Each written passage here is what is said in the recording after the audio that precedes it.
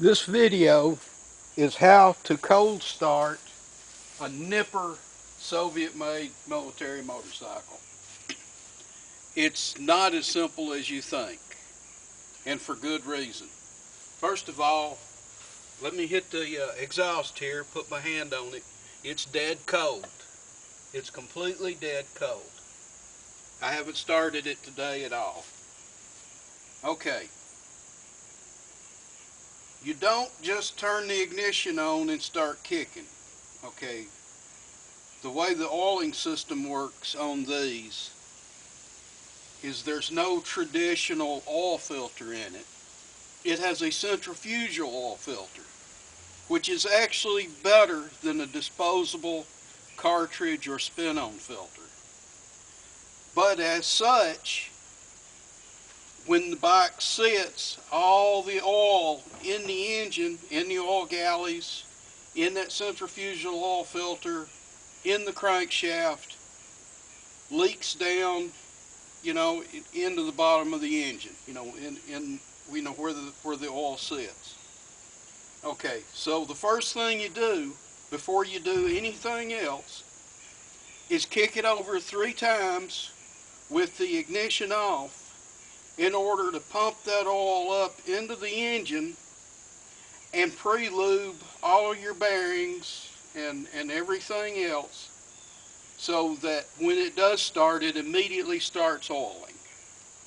That's the key to the life of these things, is doing that.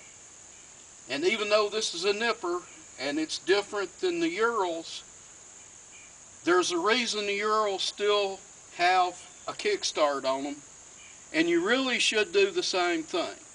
You should kickstart your Ural 3 times before you use the electric starter, or just turn the ignition on and use the starter. So what we're going to do here, we're going to turn the power on. These come with a battery isolation switch to disconnect the battery from the bike, so that, for whatever reason, there's no possibility that your battery goes dead, completely dead. Then you turn your fuel on, just like we did there. Then you want to reach up here and kill the ignition. Okay, this just turns the ignition system off. Now you come over here, turn on the key ignition, the switch to ignition, and it's not feeding any power to the ignition system. And then you get a hold of it and kick it 3 times, at least. I'm going to go a 4th just to make sure. Okay.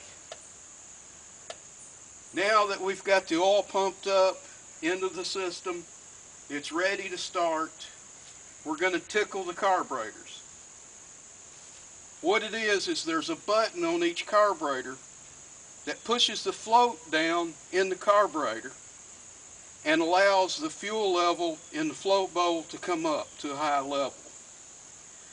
There's a drain in the carburetor, and according to the instructions, you're supposed to hold that button down until gasoline or benzene, according to which country you're in, starts dripping out of it. I don't do that.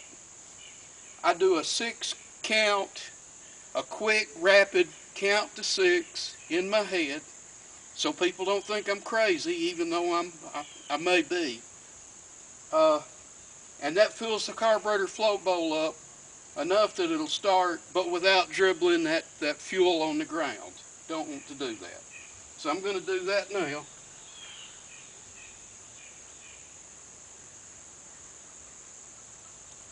Okay, that's 1. And I'm going to count it out this time so that you can hear how rapidly, this 6 count is. 1, 2, 3, 4, 5, 6.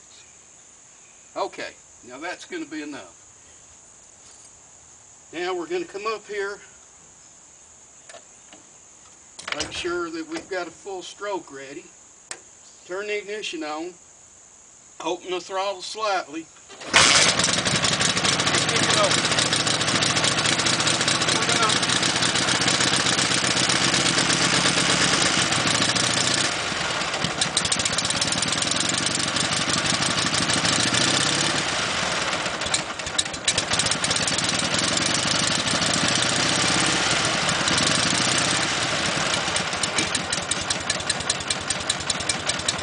see, it's easy. It starts right up. When you have everything working as it should, you don't really even need an electric starter. It'll just run. And it's running like a sewing machine. And so, let me turn it off now. Okay, and so that's how you start a Dnepr motorcycle, the proper way. And really, you should start your Ural the same way. You really should.